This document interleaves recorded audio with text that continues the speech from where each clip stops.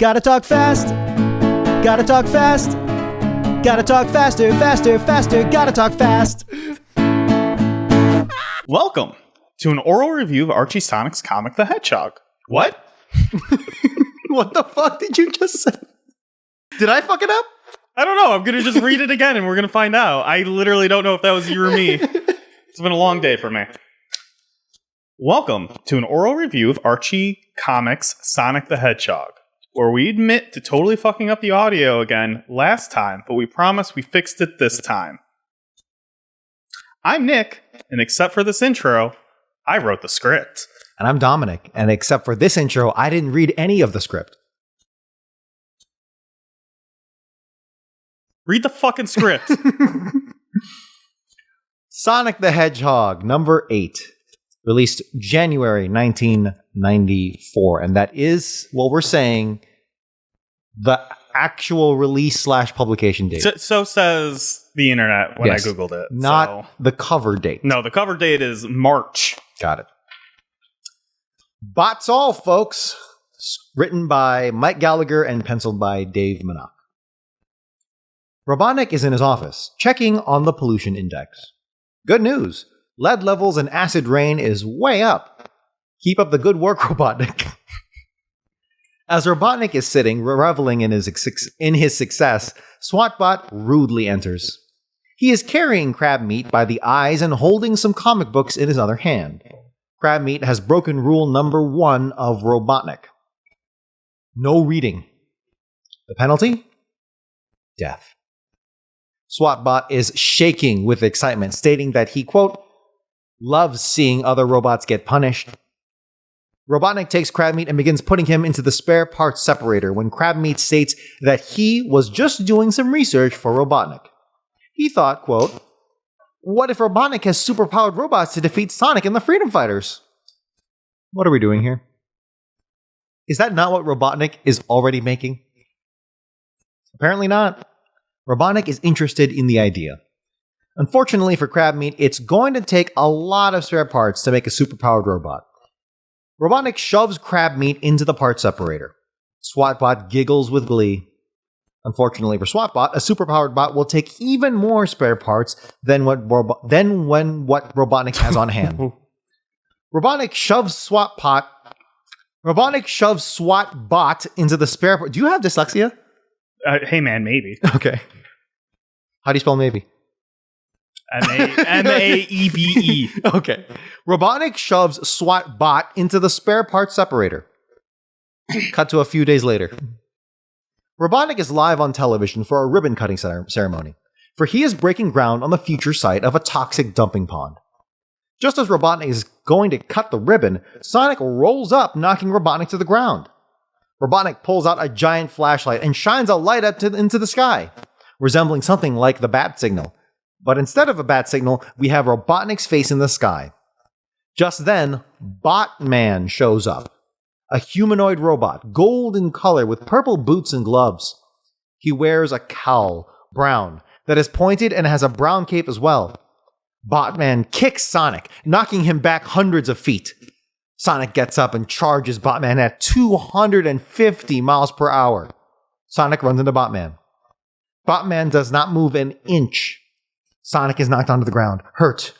Robotnik, ever the entertainer, sees this and gets the news station to start recording Sonic. Sonic, with newfound vigor, spin dashes at Botman. We cut to Rotor, Sally, and Tails watching live on TV, their mouths ajar, their eyes unwilling to believe what they see on the TV. Sonic the Hedgehog is dead.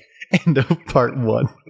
See, that's a good long-standing bit with you so far, but they truly do have a lot of like, hey, Sonic's freaking dead as the cliffhanger. Yeah. Which, I don't know, that is classic, right? Isn't it? It's going to happen, right? Yeah. He's going to die at some point. Yeah. So I guess at this point, at this juncture, I guess it's pretty good to just keep on being like, haha, he's dead again. Yep. He's dead again. And then when it finally happens, everyone's going to be like, wait, what the fuck?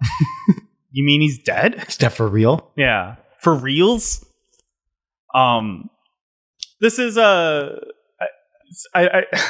this isn't going to play well for the podcast listeners, but Man, Crab Meat has the saddest fucking look on his face when he's gonna like be thrown into the spare parts separator. He looks like almost like that Puss in Boots image of the cat where he's got Puss in the Boots, hat of Puss in Boots. You might have heard of him. Doing the eyes, right? That's his little trick. Yeah. We've seen Crab Meat get destroyed probably like 5 times at this point. Yeah, but this is the first time I felt something. It's also it really the SWAT bots were like really into the idea of just fucking up these other machines. Yeah. Like have they shown that kind of like joy before? They have not. He was literally shaking with joy. With excitement. Yeah. And like when the SWAT bots that half turned Bunny into a robot, they were regrettable, almost like, hey, I'm sorry, we have a quota to fill, and then they high-fived. Well, I also wonder if that's like they understand the sentience. Thank you, of the animals, and they're like into that, like that. Yeah. No, they're not into that. Yeah, but once they're robots, they're like, yeah, fuck this guy. Yeah. They're getting in the way of Robotnik's love. It could just be, I mean, it's the real answer is that it's whatever the SWAT bot henchman needs to be at that point, right? Whatever personality vibes. Because the whole bit is that, like all fascists and all strongmen and all authoritarians, they turn on each other. Yeah. The moment it's expedient to do so, it's like, I need even more spare parts. And it's ironic that this robot that was totally excited to kill the other robot gets killed themselves. Mm-hmm. I also want to... I feel like Robotnik is a robot? Yeah, it's been like doing very small hints at it that he's... Like, his eyes are the most the dead giveaway there. Well, I'm specifically in this frame. Yeah. He's got like springs coming out of him, and he's like sweating oil. Yeah, it's not blue. It's not light blue sweat. It's black. Yeah. So I think I'm officially like Robotnik is either cybernetic. I think it's cybernetic. Yeah. That would be the most. But he poetic. replaced his blood with oil. Really cybernetic, like 90% cybernetic. That's way past cool. That's way past cool. Batman, obviously a parody of Batman. Yeah. On the cover, we should note as well that they're poking fun at at a bunch of other comic book heroes. I mean, we didn't get there yet, but yes, that will be the theme. It's this issue kind of sucks. It's a lot of action and it's a lot of poking fun. It's definitely something to be experienced watching. I do like the implication, though, that there's like a whole TV apparatus. There's a television station, and Robotnik's talking to who? I mean, it's just to boost his ego, right? So it's all fake. Yeah, it's all for the robots that he programs to give him love anyway. Mm-hmm. So yeah, it's surrounding like you've been. I do like the angle of this megalomaniac that truly does dominate the whole world. Or at least all of society with technological prowess. He has everything he could want, right? He could build, he could make anything and set it into any mode, and he could receive all the pleasures of the world, right? He's like the Eldar from Warhammer 40K, but before the great, collapse of the Eldar civilization, where it's just them. They're just like they've reached peak like sentience, and they can just experience whatever. Mm-hmm. And but he's completely deluded himself into thinking that he still needs that base human emotion of want. That's his 10% of human in him. Maybe even less, but it's still there. Yeah. And it's the one that fucks him up. So the lesson, stop being human. Yeah. Yeah. You'll be happy. All right, Bots All Folks, part 2. Robotnik is literally singing and dancing over Sonic's dead body. Crabmeat, however, discovers a pile of robotic spare parts off to the side. Robotnik dances over and investigates the pile of spare parts and realizes these are the parts that he used to build Botman. Just then, Botman falls apart with Sonic the Hedgehog standing in his place. Faster than the eye can see, Sonic took him apart and then posed his husk just to drive Robotnik bonkers. I'm going to interrupt here. I fucking hate this so much. Because it literally, like, it's not even like a fun little clever thing, because the opening image is the spare parts with Crabmeat looking at them, Sonic dead, and Bot in the spot, not Bot in the spot, Botman, like having his foot on him in victory, and then they're like, surprise, Sonic is in him the entire time, and I'm like, this it doesn't work. The parts are right there. He's right there. Botman is right there, man. They're all right there. Well, I think the implication is that those are his inner parts, and he's so fast you didn't even notice. But that's the thing, is that that's the problem with speedsters in general, is that they're the most powerful heroes ever. Yeah. They're even more powerful theoretically than a Superman type, because they just need to be faster than, like, it's before you can even perceive it. Yeah. Right? It's bullshit. Yeah.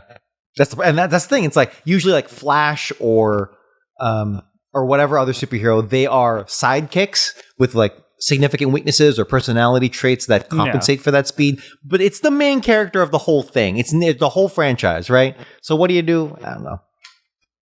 Robotnik, not being discouraged, rifles through Crabmeat's comic collection to create more Superbots for Sonic to face. Robotnik sends in an order for a legally distinct Wolverine. The Robo-to-Go machine shows up with the bot. However, there must have been a glitch. Instead of sending a Wolverine bot, they've sent a Wolverkle bot. A Steve Urkel bot comes dancing out. Robotnik, annoyed, puts in another order. Out comes Spawn Mower.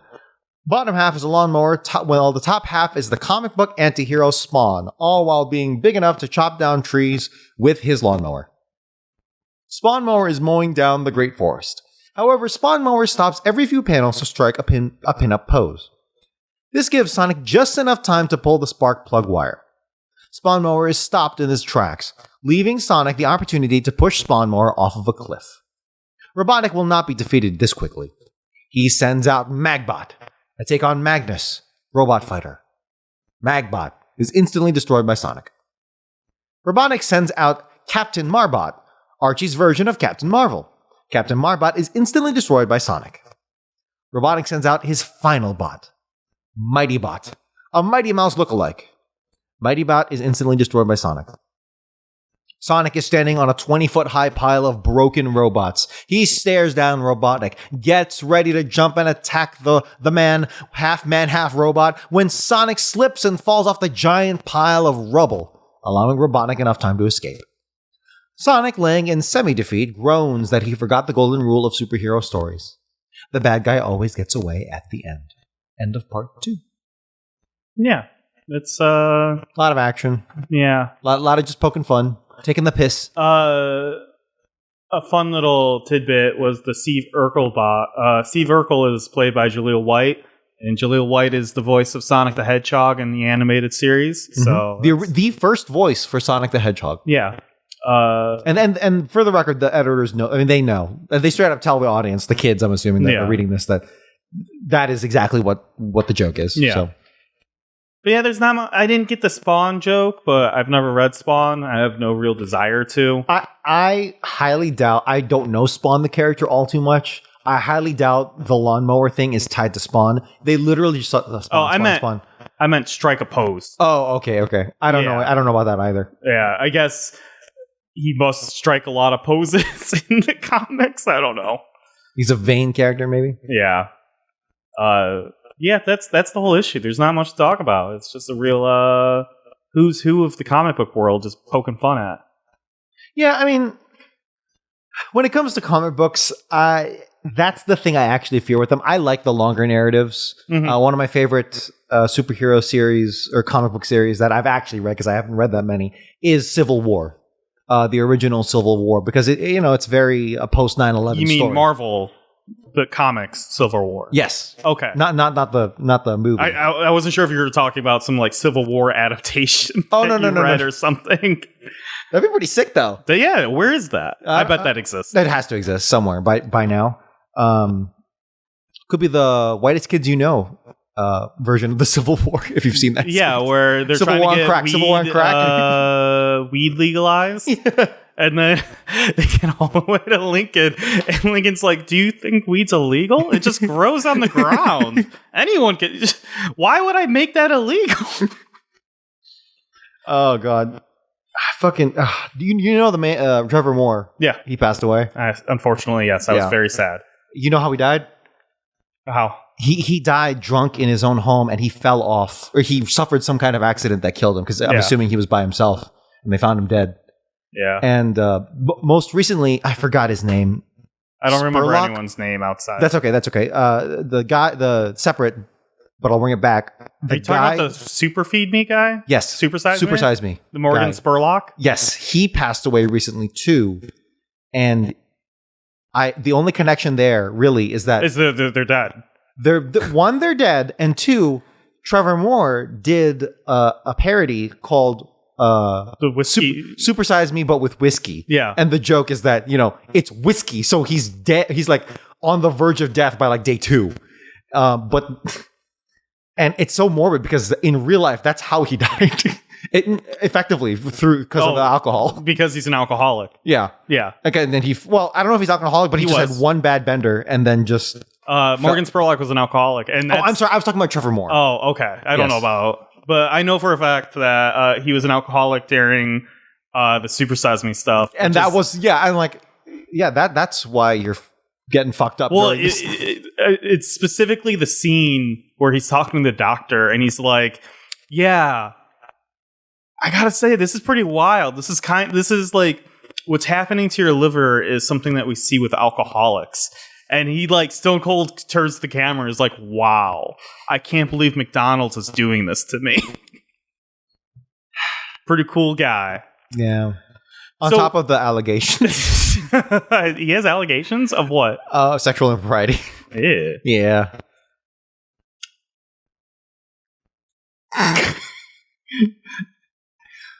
Sonic pinup. We just have no transitions, do we? Star wipe. Okay. Sonic pinup. One shot. Sonic is at the bowling alley, upset that he left the 5 pin up. For the record, I really like this pinup. I think if you're going to do jokes like that, make them super simple. Yeah. And make them works of art. I'm not saying that this is necessarily a work of art, but you could do something with it. Like a pinup is just an excuse for the illustrator to have a full page. Yeah, sure. And I think that's really funny. Well, I'm glad you're happy with it. Yeah, because like when I see Drat, I left the 5 pin up. In my mind, I understand why they have to put Drat because it's, a kid's comic. But I just think it's really funny if they put, fuck, I left the 5 pin up. Yeah. It's like Sonic the Hedgehog, pin up. Fuck, I left the 5 pin up. The end. That's how I interpreted it. Sometimes when you have nothing, you have to make it something. Like this podcast. Okay. Wow. A Little Sonic Goes a Long Way, Part 1. Written by Mike Gallagher and penciled by Dave Minot. We open on the... What was that? I didn't yeah, I figured it out. Yeah. We open on the freedom fighters enjoying the fresh air. All standing around in a lush park, with Sonic holding a guitar with a vibe that can only be described as about to play Wonderwall. Tails asks Sonic to play a song since he hasn't heard one since Robotnik banned all music. Sonic hops on a stump, and while we do not know what song he played, he 100% played Wonderwall. The music is carried off into the air towards Robotropolis. The music goes through an open window and lands right in the ear of Robotnik. Robotnik screams in agony as the words, "Today's gonna be the day that they're gonna throw it back to you," pierces his eardrum. Snively, in his technically first real appearance, walks up with a great discovery he's made. He holds up what looks like a ball with a camera lens. This device that he's invented will reduce things to miniature sizes. There is one catch, however. The shrinkage works for only 1 hour. I bet it'll work longer if it was called out, am I right?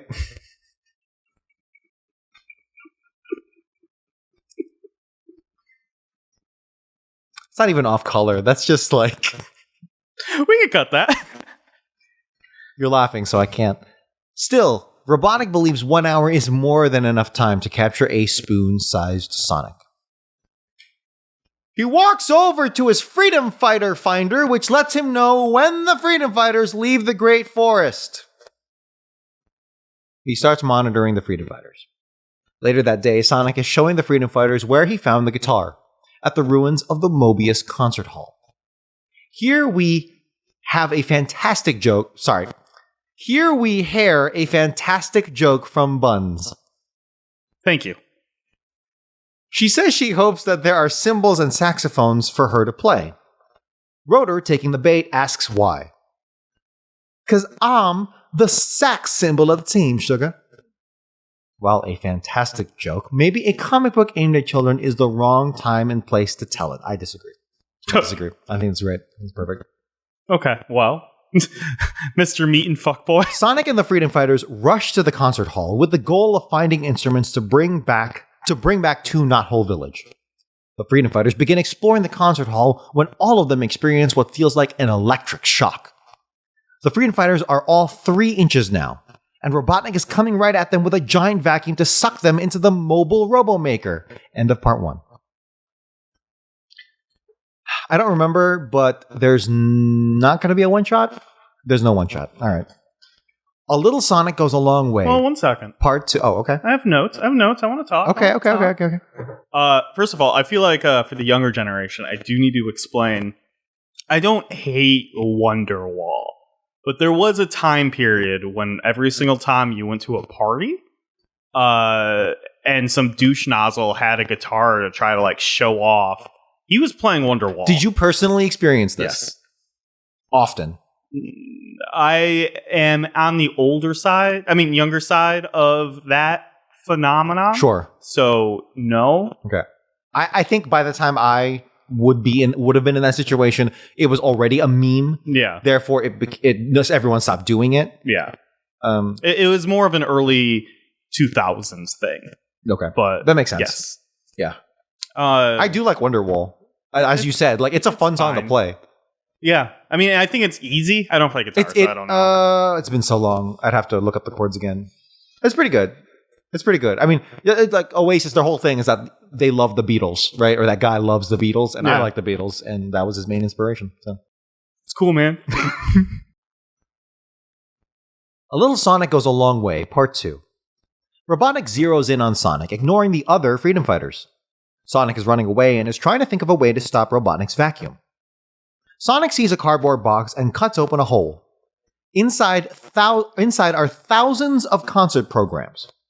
Robotnik charges with his vacuum and starts sucking up all of the programs, jamming his vacuum. The Freedom Fighters rush to the concert hall while Robotnik is dealing with his clogged tubes.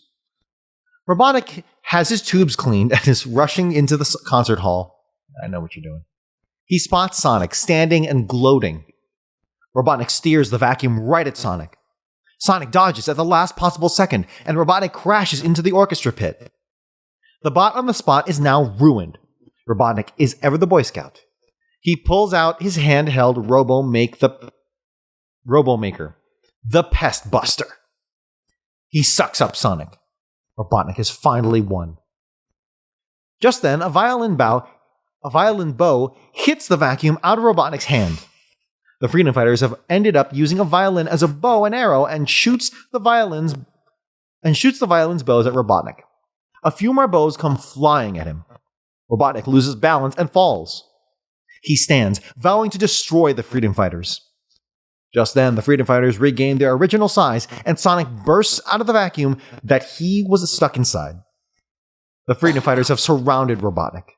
Robotnik is not afraid, though. He's called his robot army, and they are going to amass and surround the Freedom Fighters at any second. The Freedom Fighters think fast and start playing somewhat I can only assume is Wonderwall. Robotnik covers his ears and flees. Rotor finds the shrink ray, which gives Sonic an idea for the problem that is surrounding them outside. We cut to Robotnik's office. Robotnik is surrounded by hundreds of robots in his office.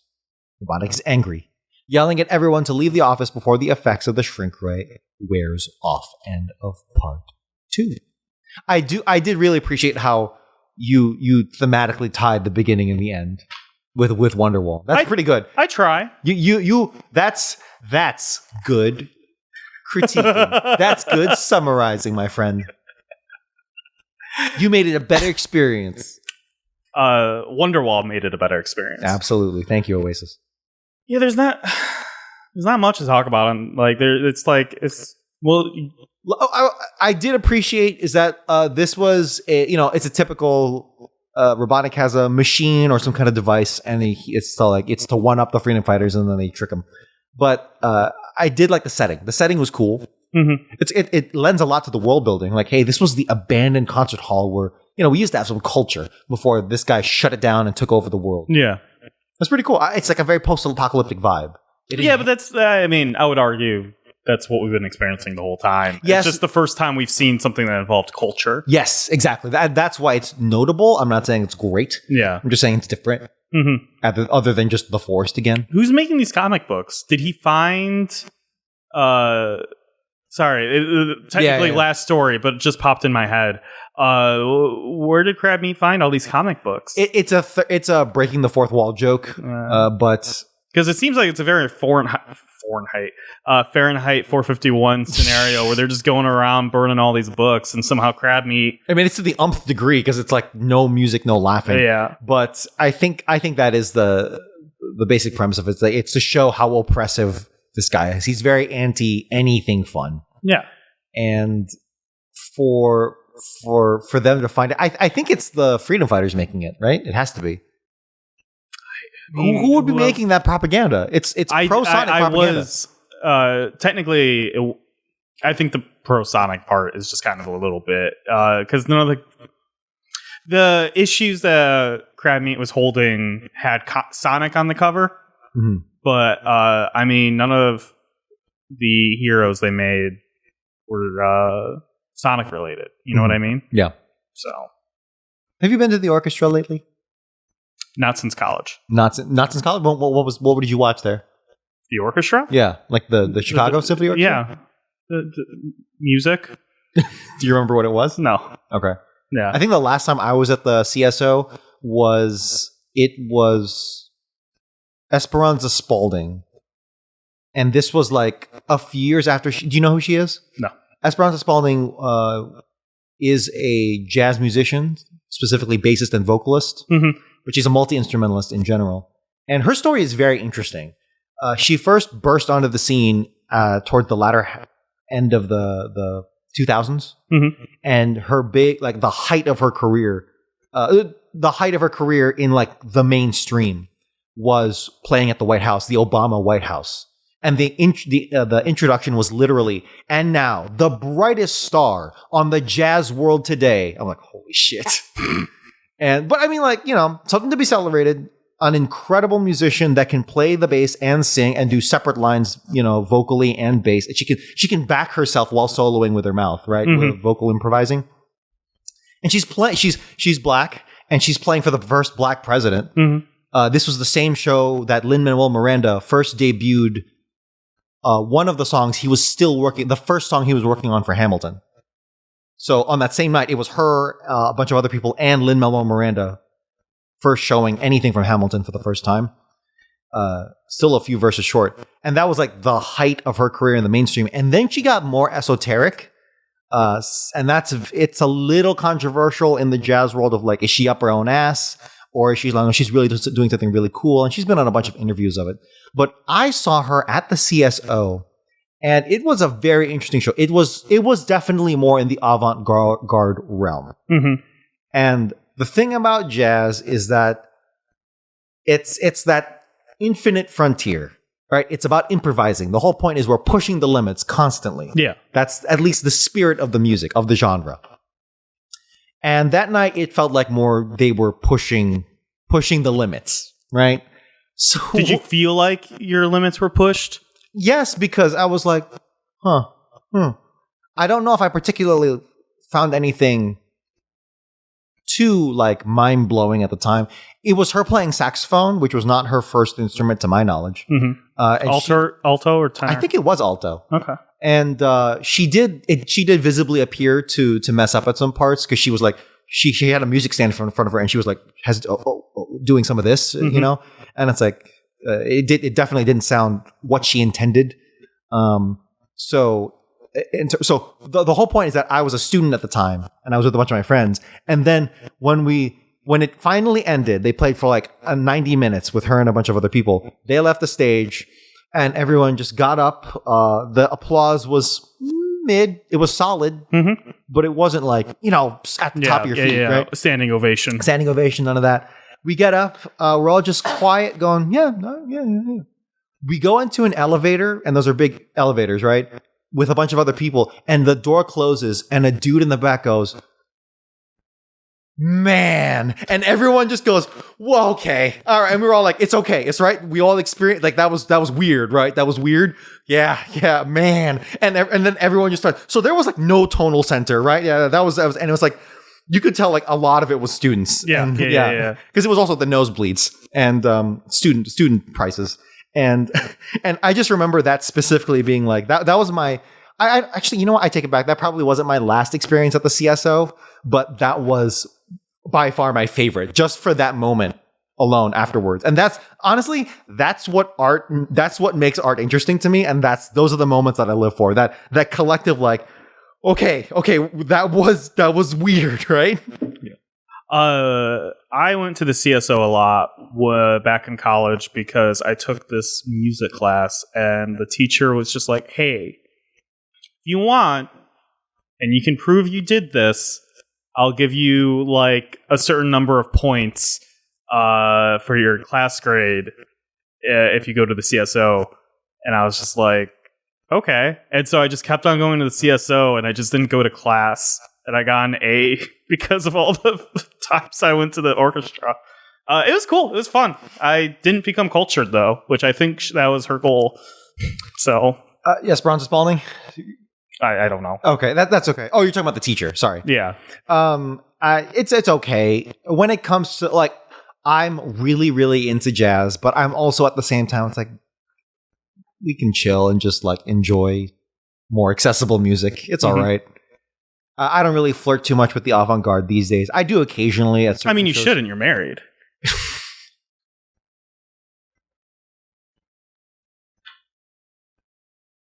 Now it's time for sonograms. You can write to sonograms. Oh yeah, it's a legally distinct sonograms. It's an unaffiliated sonograms. We made our own sonograms. Man, I just love that song. Fantastic song, Dominic. Great work. Great work. Yep, I didn't write it. I mean, you did. I think they're parody lyrics. They're parody lyrics. Wait, are you trying to say that Weird Al didn't write any of his music? You do know that the music is based off of the Sat Am. Yeah, no, okay, good. Come on, man. Thank you. I just wanted to clarify that I just wanted the audience to know that. Okay. As of episode 8, Dominic has worn the same blue polo shirt for each recording. Is this on purpose? Does he believe the blue shirt will imbue him with the powers of Sonic? I do feel way past cool when I wear it. I'm not gonna lie. Yeah. Is that your answer? I have 5 versions of these shirts. Wait, really? No. I'm kidding. You should have just said it. I would have believed you.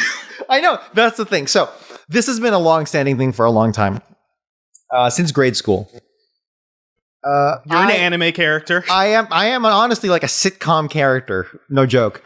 I grew up in a Catholic grade school and high school as well. So our uniform was polos, and I just got used to it.